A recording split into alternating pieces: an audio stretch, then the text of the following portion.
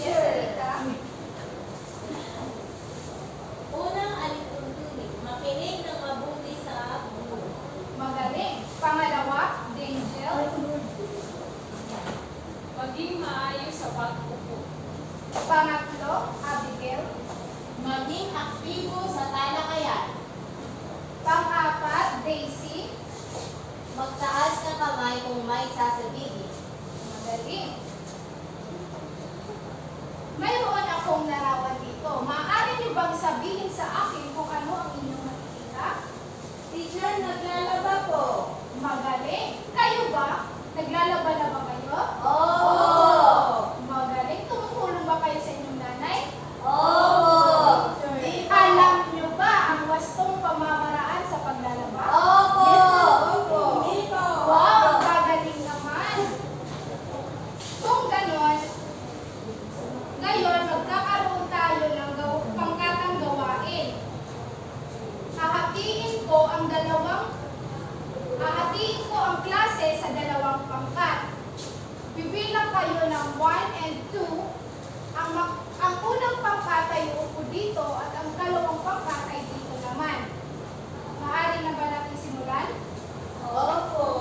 Okay, count. 1, 2, 2, 1, 2, 1.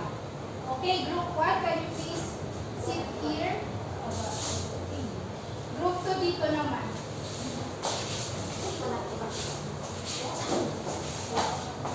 Ang gagawin lamang ninyo ay pipili kayo ng mga salita mula dito sa kahon. Pipili kayo ng isang miyembro mula sa inyong grupo. Ang gagawin ng isang miyembro na tatayo dito sa unahan at bubunot ay babasahin ito sa loob lamang ng 1 minuto. Ang maaari niyong gawin para makasagot ang inyong mga members. Naiintindihan ba? Uhulaan niyo ang mga salita na bubunutin ninyo ito. Maliwanag ba? Sino ang representative para sa group 1? Teacher. Maaari ka bang pumunta dito? Ang group 1 lamang po ang maaaring sumagot sa kanyang mga salitang sasabihin. Your timer starts now. Ako ay karaniwang gawa sa plastic wrappers o tela na may mga butas sa taas para paglagyan ng mga marunong damit. Basket. Next. Ako ay ginagamit para mag-ipon o magdala ng tubig. Balde. Balde. Timba. Ako ay matigas at mabula kapag ginagamit sa Sabon. talaga sa kamay.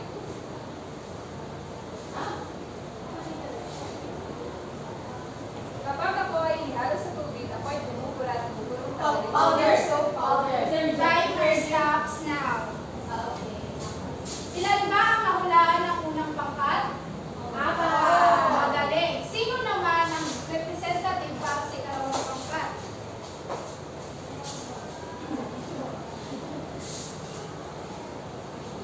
Your timer starts now. Ako ay kakulay ng gatas. Dapat akong ihiwalay sa iba pang kulay na damit. Damit na puti. Dapat akong ihiwalay sa mga puting damit bago labhan para hindi kumuha sa mga kulay. Ako ay mas malapad kaysa sa balde at mas madaling paglagyan ng maraming damit. Palanggana. Ako ang pinaka-importanting likido na kailangan ninyo sa halos lahat ng bagay kasama na ang paglalaba. Sundo. Tubig. Ako ay maliit at pinipit para hindi liparin ang damit sa sampayan. Sipit. Sipit. Time up. Ilan ang nahulaan ng unang pangkat? 5. Bigyan natin ng 5 pangkat ang ikalawang grupo. Magaling. Ngayon naman, ano sa tingin niyo ang ating aralin ngayong araw? Yes, Leonor, ano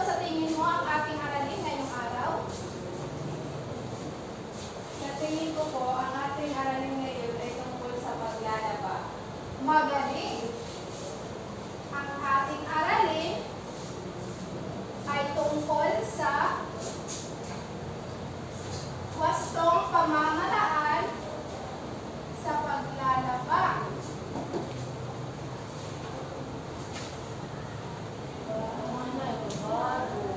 Ang ganda, teacher. Mayroon tayong mga hakbang na dapat sundin sa paglalaba. Sino ang maaaring bumasa sa una? Yes, Daisy? Pagbukod. Bukurin ang mga damit, ihiwalay ang mga puting damit sa may kulay. Mga marumi sa di gaano marumi, at ang mga damit na may mantsa o dapat pumpulihin. Tahiin muna ang mga sirang damit at alisin ang mantsa bago ito laghan. Magaling! Bakit sa tingin nyo kailangan ihiwalay ang mga puting damit sa dikulor na damit? Para hindi po Abi, maaari ka bang tumayo?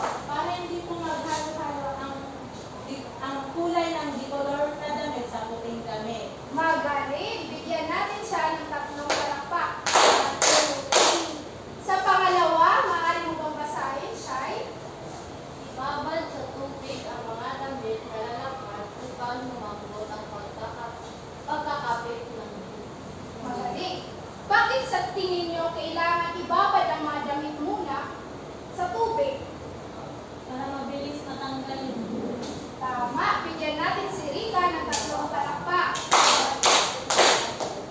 Ngayon naman, sino gustong bumasa sa 3 hakbang? Yes, Giselle? Pangatlong hakbang. Sabunin ang mga damit, susutin ng mabuti ang pumelyo, manggas, likod, at laylayan. Tama! Bakit sa tingin nyo kailangan pusutin ng maayos ang mga kwelyo, manggas, likod at laylayan ng ating mga damit? Yes, Jendel? Bakit sa tingin nyo kailangan pusutin ng maayos ang kwelyo, manggas, likod at laylayan ng ating mga damit? Para matanggal ang mga mancha na nakatago. Magaling! Bigyan natin siya ng 3 palakpak. Para sa pagpapatuloy na talakayan, ibibigay ko sa inyo si Teacher Leonor.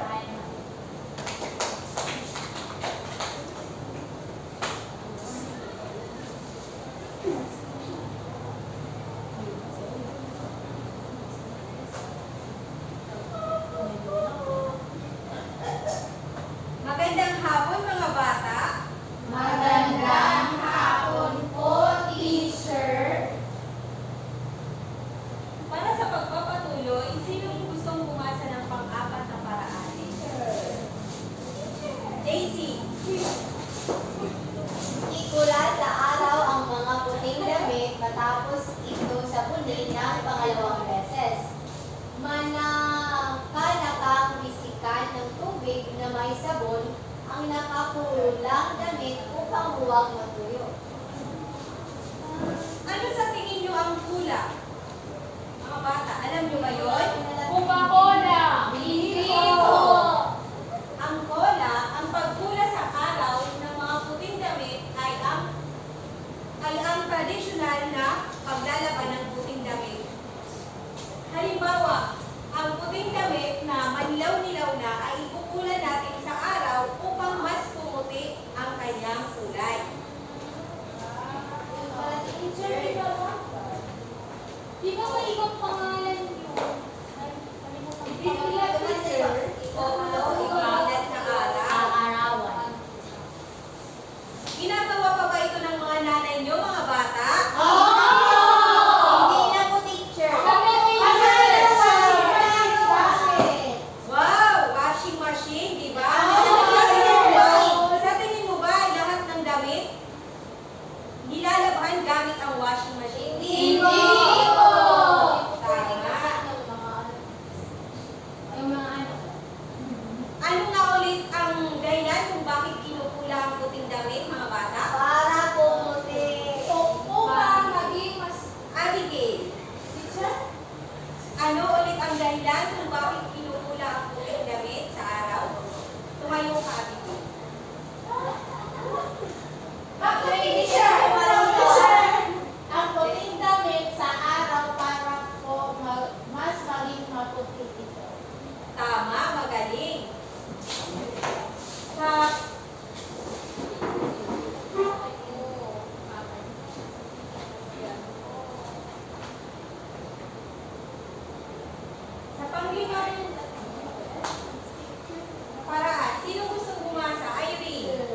Banlawan ng 3 beses ang mga damit na may kulay hanggang maalis lahat ng bakas na sabon. Isampay ang mga damit sa malilim na lugar upang hindi kumupas ang mga kulay. Ilang beses dapat banlawan ang mga damit, mga bata? 3 beses! Teacher, dalawa lang. Pero teacher, may gawin isa na banla. Sa Manila. Dalawang beses. Pwedeng banlawan ang mga damit ng ilang beses basta hanggang sa matanggal ang bakas ng sabon.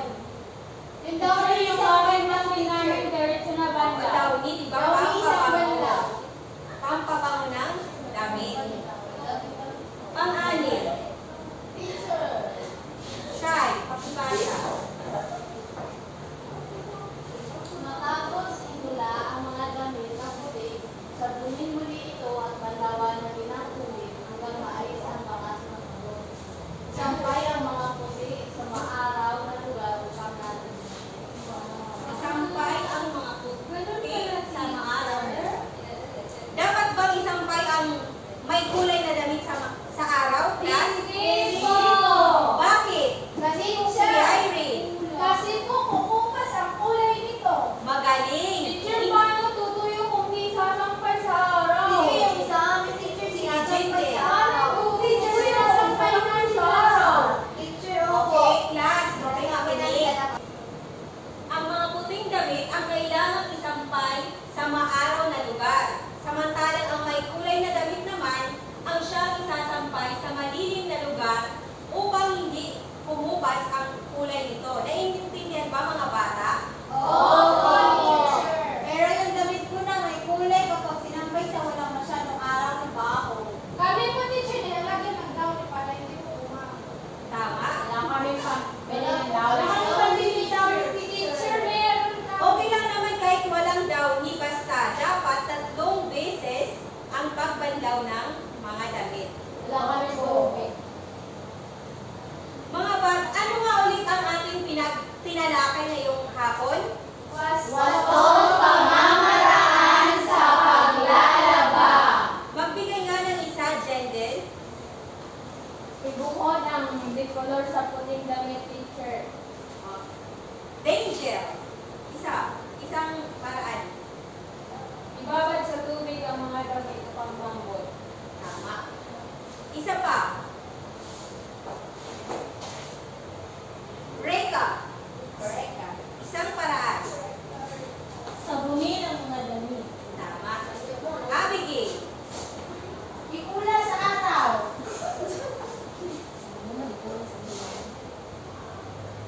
Ikula sa araw. Tama. Ang mga may kulay na damit ba kailangan ikula? Hindi po! Tama. Isang paraan pa. Abigail.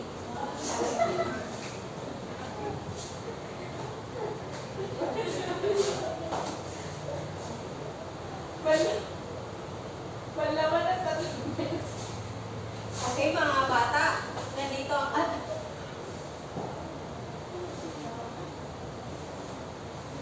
Okay.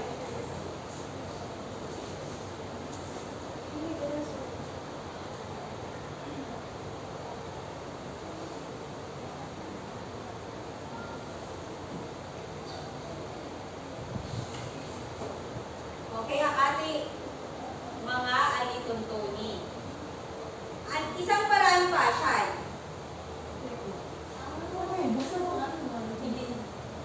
Isang paraan sa paglalaba. Banlawan ng 3 beses ang mga damit. Nasabi na ba lahat, class? Opo! Ano kaya ang naidudulot sa inyong pamilya ng pagkakaroon mo ng kaalaman tungkol sa paglalaba? Irene. Teacher, sa pamamagitan po nito, mas lalo mapapangalagaan po natin ang ating mga kasuotan. Magaling, bigyan siya ng 5 palakpak. Bakit kailangan malaman ninyo ang wastong paraan ng paglalaba? Danger. Bakit kailangan?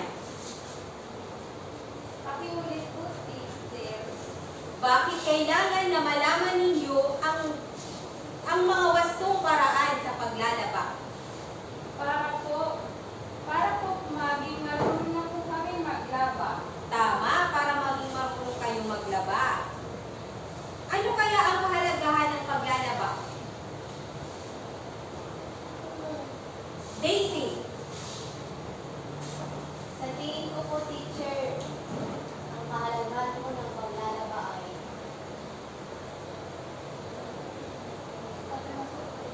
para, teacher, hindi po masira yung damit at mabango. Tama, para mapangalagaan natin ang ating damit. Gagawin ba ninyo ang inyong mga natutunan dito sa bahay nyo? Opo!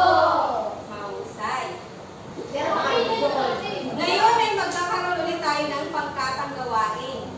Hahatiin ko ang klase sa dalawang pangkat. Ito ang unang pangkat, ito naman ang pangalawang pangkat. Ang gagawin ninyo ay pagsusunod-sunurin nyo ang wastong paraan ng paglalaba. Ang hakbang sa paglalaba. Dito ninyo isusulat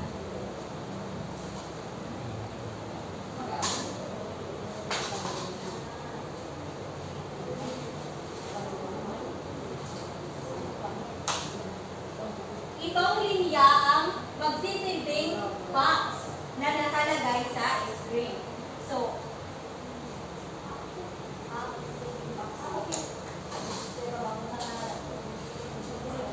isusulat ninyo ang tamang hakbang, ang bilang ng tamang hakbang sa wastong paglalaba. So, pipili ang bawat grupo ng isang miyembro na magsusulat dito. Dito sa unang grupo.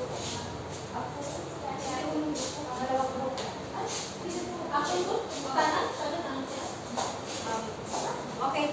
Pagkatapos mo sa makasagot, pwede mong ibigay yung siya naman ang sasagot.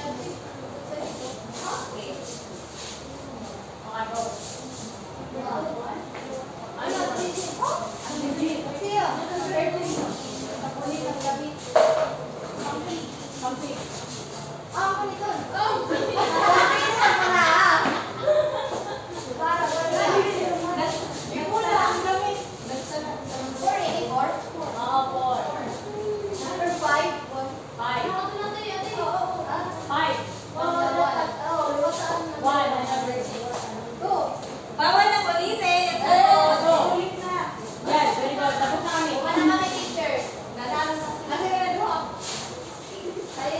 Tingnan natin kung tama ang inyong mga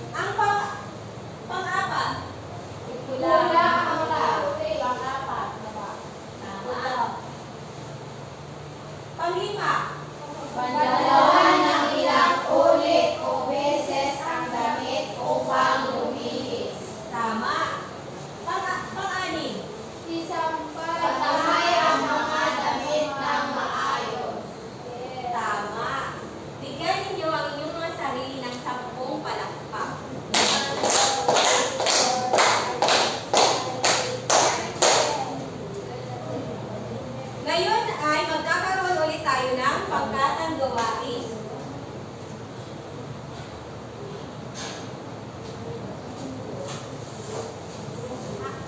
Dalawang pangkat pa rin ang Parehong pangkat parehong pangkat pa rin. So, ang gagawin ninyo ay ididikit ninyo ang mga larawan na alam nyo kailangan sa paglalaba. Ito ay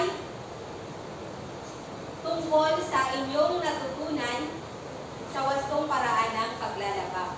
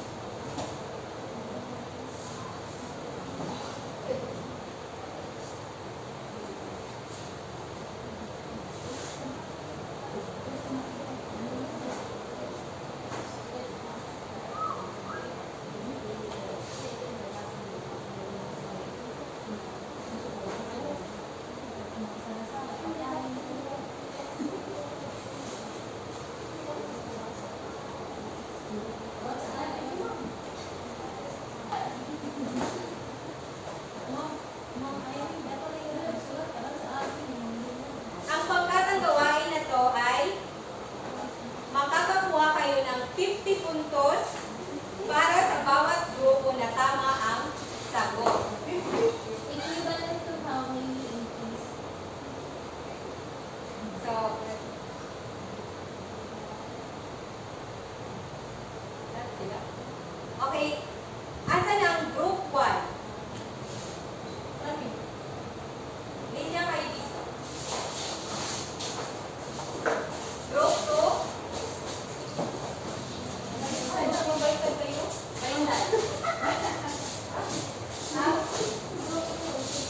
Uulitin ko ang ididikit ninyo ang alam nyo kailangan sa wastong paraan ng paglalaba ayon sa inyong natutunan.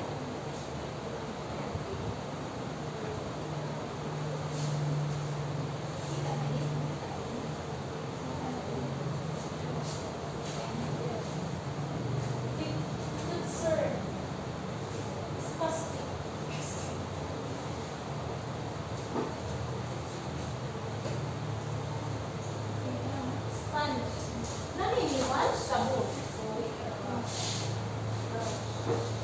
Ay, hindi timer ano. Timer ano. Aileen.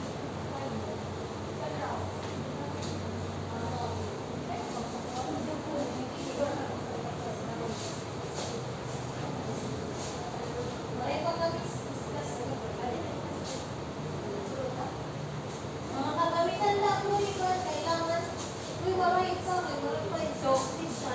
Wait lang mga, wait lang. Ano siya?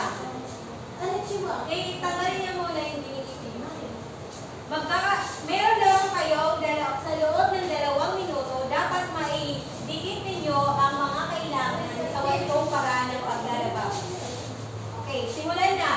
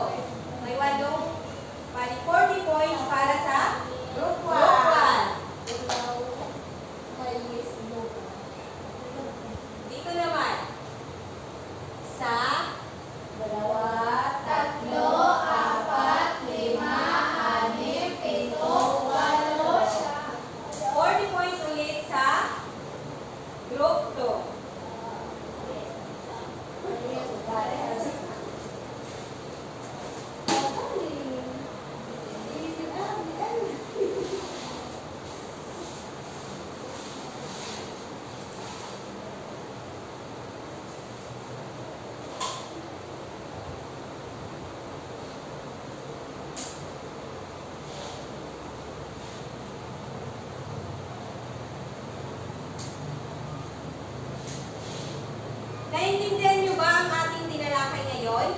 Opo! Mayroon pa bang tanong? Wala na po! Para sa inyong takdang aralin,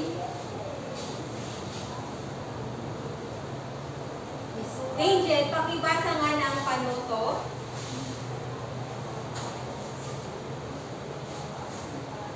Panuto. Sa tulong na nakatatanda sa bahay sa gawaang masumukbang ng paglalaba. May dokumento ang mga hakbang sa paglalaba sa pamamagitan ng pagkuha ng larawan habang sinasagawa ang paglalaba o ang drawing ng iyong paglalaba sa loob ng bawat taon. Larawan ang karaniwan sa bawat hakbang ng paglalaba sa ilalim ng bawat larawan ng drawing. Pag-itim ang mga susunod na tungkol sa iyong karanasan ng paglalaba.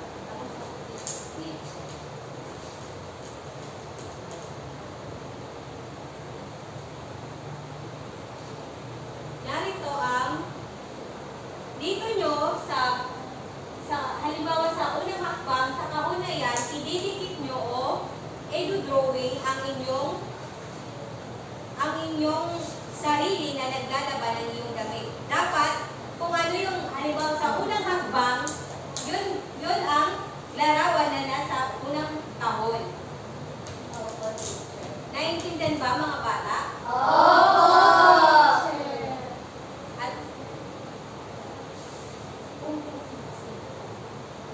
At narito naman ang kailangan yung sagutin pagkatapos gawin ang inyong takdang aralin. Una ay, Shai, pakibasa. Sinunod mo ba ang lahat ng hakbang sa paglalaba? Pangalawa ay Rin. Ano-ano ang mga kagamitan na gamit mo sa paglalaba? Pangatlo, Angel. Alin sa hakbang ng wasong paglalaba ang pinakamadali para sa iyo? Pang-apat, Rika. Alin sa hakbang ng wasong paglalaba ang pinakamahirap para sa iyo? Pang-lima, Daisy. Nakakatulong ka na ba sa paglalaba? Okay, yun ang mga sasagutin nyo pagkatapos yung gawin ang hakbang sa wasong